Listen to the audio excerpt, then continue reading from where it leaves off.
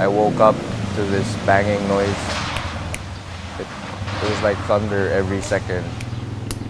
And you could see coconut trees flying around. You could see their neighbor's roof flying. You could see debris flying everywhere. You couldn't even get out of your house. After the typhoon, you could see the devastation. Everything was destroyed. It was bad. I'm just trying to make it through this turbulent time. Sometimes I wonder, how do I survive through all these tribulations? We're literally standing on a mass grave right now.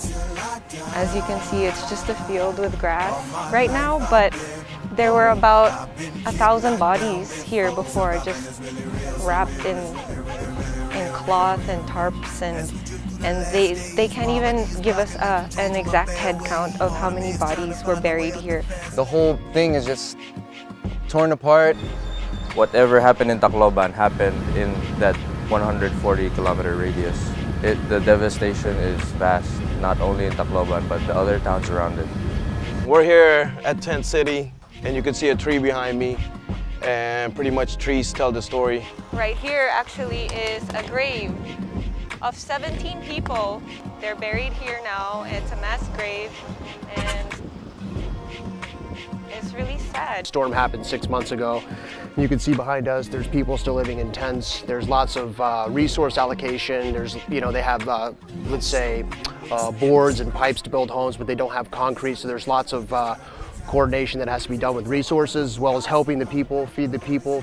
There's so much help that these people need, not just from clothing, not just from food, but from everything. From our experience, if it's not in the news, people are not aware. So the awareness that comes with news reports, there's a heightened awareness to the catastrophe. But after the news crews stopped catastrophizing the news, there was an absence of awareness. And so some of them probably withheld or withdrew their initial donations because sight unseen.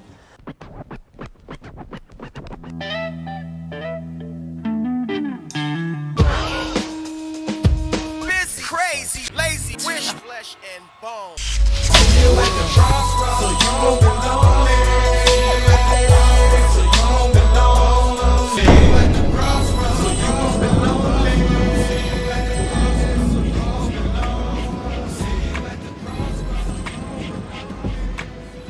Mixed emotions po ngayon yung nararamdaman ko. Masaya dahil kahit papano nakakita na kami ng development, ng mga improvements dito sa area.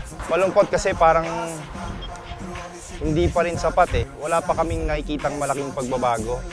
The grass is growing, the trees are growing leaves again, but people are still pretty displaced. You can just tell just by driving down the road, there's so many things that need to get done.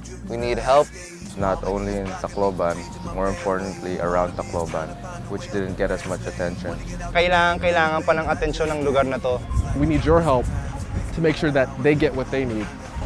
Our goal here is just to kind of bring things back to the way it was before and make sure that the resources and the foundation is there, so when the next storm happens, the damage is not as bad. So we really need everyone's help still to continue to focus rebuilding and recovery to the other towns outside of Tacloban. For those who were moved by the images that they saw in Yolanda, those images still linger in our mind because we survived it. But please, just because it's not on TV anymore, if you promised a few things before when you saw those images, please continue to follow up on those promises. And we'd like to thank you if you really push through with it.